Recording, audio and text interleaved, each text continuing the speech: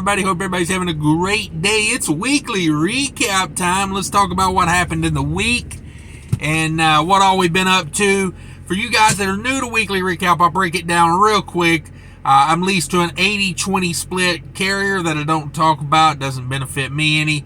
If you want to make similar numbers of this, find yourself a good small carrier and lease onto them. What else? I do mostly out and back. I'll tell you how many days the week is. Most loads are reefer loads. If they're not, I'll tell you that. I do the variable cost. You'll need to add your fixed cost in to the end of, whenever I'd say this is the money left to do what I have to do towards the end. That's where you're going to add in your part of it. And, let's get after it. Let's talk about these loads. All right. So the first load I did out of Minnesota was 1 pick and 4 drops. And that load weighed 36,000 pounds. It was 34 degrees start and stop, 51 empty miles, 1254 loaded miles on that, 1305 total miles. And I got $6,500 to do that load. And then the second load, and that was Minnesota, and it finaled in New Jersey. 1 stop in Pennsylvania, 3 drops in New Jersey. And then coming out of New Jersey, I took a load down to North Carolina. And I did this instead of coming straight back to Minnesota. Now, I was going to drop down and do my normal load from the East Coast back to Minnesota. But that's a very high value load. And the reefer trailer I had at the time was kind of acting a little funny. So I said, I don't want to put a high value load on a trailer that's acting a little funny. It wouldn't do it all the time. Just occasionally it was acting up a little bit. Come to find out, it had a return air temp sensor called a rat. It had a temp sensor problem. So the display was acting funny, but the inside temperature was okay. Because I was temperature checking with an infrared thermometer after every one of these 4 stops, and my temperature was good. It was just my display was messed up, or what the temperature it was showing was not matching what was in the trailer. So I didn't want to go put a high value load on a trailer acting like that. So instead of that, I took a load down to North Carolina, and then once I got to North Carolina, I got the part and got the trailer fixed. But in Jersey, I was having trouble finding a dealer that could do that within a reasonable amount of time. So I almost brought a dry load back to Minnesota, but I got the part fixed in North Carolina. And here's another thing. I'm going to tell you, this is a 6-day week right here. Now, I did a load back out of North Carolina back to Minnesota that would have made this an amazing week, but it would have been an 8 or 9 day week. And I don't do that. If it's 7, I'll say it's a full week, but most of the time it's a little under, because I'm not going to add that in to impress you. I'm not here. This is not to impress anybody. Number one, most of the time my numbers are kind of meh, I'm not like a superstar, I don't get like, a $15,000 load to Florida every week, and I'm not going to bullshit you with half the information. So that's how I bring it. And so this is a 6-day week. It could have been a lot better if I would have tacked on that, because it would have been like, woo, big number, like, I don't know, like $11,000. But I see no reason. I'm not trying to impress you and make friends with, with these numbers. It's just not my style. So that's where we're at. And what else we got going on in this thing?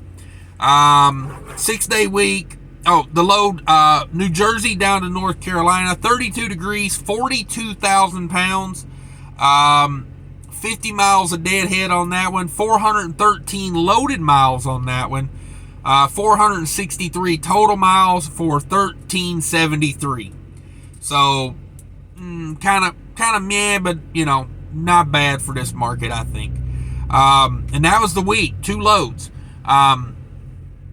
Like I said, I wish I could have just got my load back to Minnesota, but it is what it is. And sometimes you got to do what's best for the overall situation. And I thought to myself, if I go pick, number one, if they'll load this high value load on this trailer where the display is like, the display wasn't like showing wrong, but it was moving constantly. Like, say I had it set on, 28 degrees. It would go 28, 31, 25, 27, 28, 35.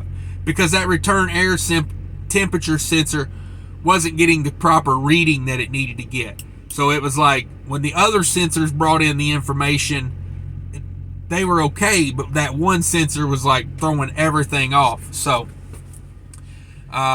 if they would have put it on there, okay, but I wouldn't have felt good about it because when I pulled up to make the delivery, what if it ain't looking right and I got a high value load on. So that was my logic behind that. So North Carolina load, finaled out the week there. I reloaded the very next day and brought that load back to Minnesota. So I think it would have been a 9-day week if I would have included that, but yeah, whatever. Let's break it down what we got going on here, okay? So that was the 2 loads. Minnesota to New Jersey, 1 pick, 4 drop, and then New Jersey to North Carolina, 1 pick, 1 drop. And this week is from mid-October. This is October 15th through October 20th of 2022. I should have said that earlier in the video. A lot of people don't make it this far into the video before they start, telling me, something about something. And I'm like, well, you're looking at a video that's from, 2022. Somebody might be watching this in the future, like 3 years from now, be going, why would you haul freight for that little? Or, how are you getting that much? So whatever.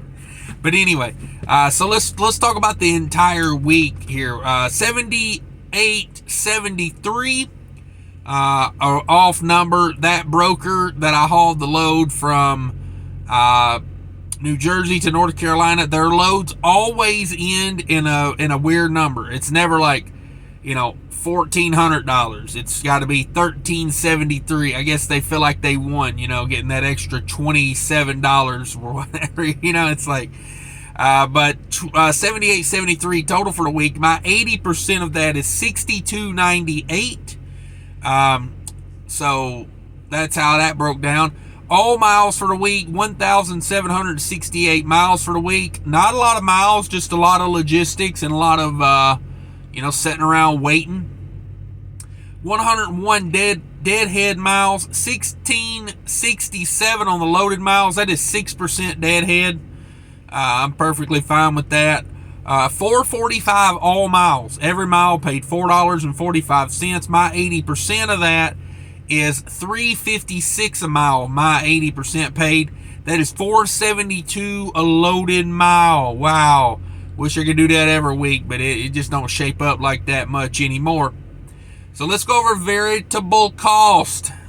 $15.96 on diesel. I spent a lot on diesel that week because here's the thing. That's what I spent, not what I used. I have to repeat that all the time because people are like, oh my God, this and that.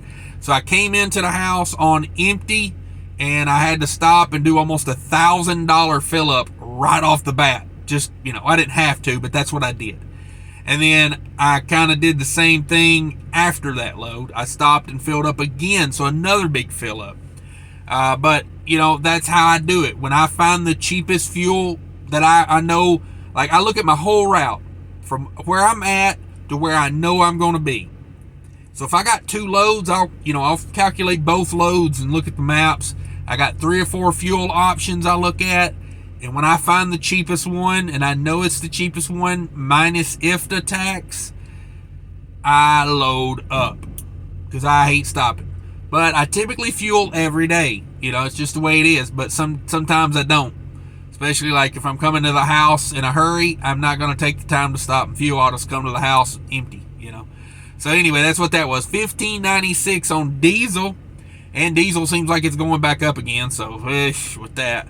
$119 on reefer fuel. I did get rid of the trailer I had that was messing up.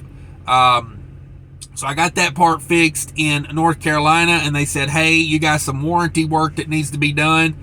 And I said, don't worry about it. I'm going to take this thing back to Minnesota I'll let my home shop do the warranty work, you know, because I'm not gonna sit in North Carolina and wait on that. So that's what we did. I switched out trailers. Currently, I'm pulling a really nice trailer, 2023 utility, with like 1,200 hours on it. This thing is nice, brand new.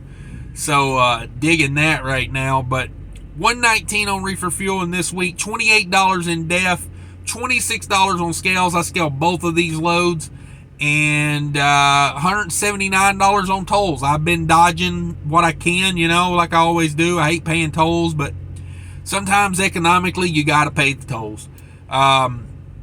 So anyway, $19.48 on veritable cost, $6,298. My 80%, I bring that over. I subtract $1,948. That leaves me $43.50 to do what I have to do with. $43.50. I put the $350 in the maintenance account, and that left me $4,000 after that. Fuel cost for the week, 90 cents fuel cost. I'm thinking about dropping the fuel cost for the week because it's so sporadic. I'm thinking about doing it once a month. That way you get more of an overall of where I'm at, because, you know, to say my fuel cost was 90 cents this week was totally unrealistic, you know. My fuel cost per mile was probably more like 60 to 65 cents a mile. That's kind of where I've been staying here lately. But, you know, I bought fuel, a huge amount of fuel leaving, and then I bought fuel, you know, right before I made the delivery in North Carolina. So it kind of threw things out of whack a little bit there, but so I might stop doing it for the week and just do it once a month, like at the end of the weekly recap for the end of the month. Just do it that way. But that's kind of the week, guys. That's been a good week. It was a short week, you know, not a lot of miles, but made good revenue, and that's what I'm all about. I hate running a lot of miles. I'm not one of these, you know. I'm not one of these, and it's all about the miles. No, it's not to me. It's about what that mile pays to me. And I'm kind of lazy about it, I'll be honest with you. I'd much rather deal with the logistics of making a bunch of deliveries than to deal with sitting here driving 500 to 600 miles a day. I'd rather do 200 miles a day and make 2 or 3 deliveries. That's who I am. I'm more of that guy than I am the run guy, you know. But that's how I see it. That's the week. Thanks for watching, everybody. If you want to stick around and watch, I got an ad here at the end. Check it out. Might find something you like on there. But until later, guys, take care of each other, and remember, people are more important than trucking. Hey, everybody, thanks for sticking around. Just want to talk to you a little bit about a company I'm partnering with, Mighty Products, spelled M-Y-T-E-E. You flatbed guys probably already know them. They are huge into flatbed straps, tarps, everything, toolboxes. I mean, they sell everything for trucking. Go check them out. Links are down there in the comments and in the description of the video. Check it out. I really appreciate them reaching out and wanting to work with my channel. It helps me out tremendously if you shop through my link. I would much appreciate it. And let me know what you think about them if you do buy something from them. Thanks. Appreciate your feedback.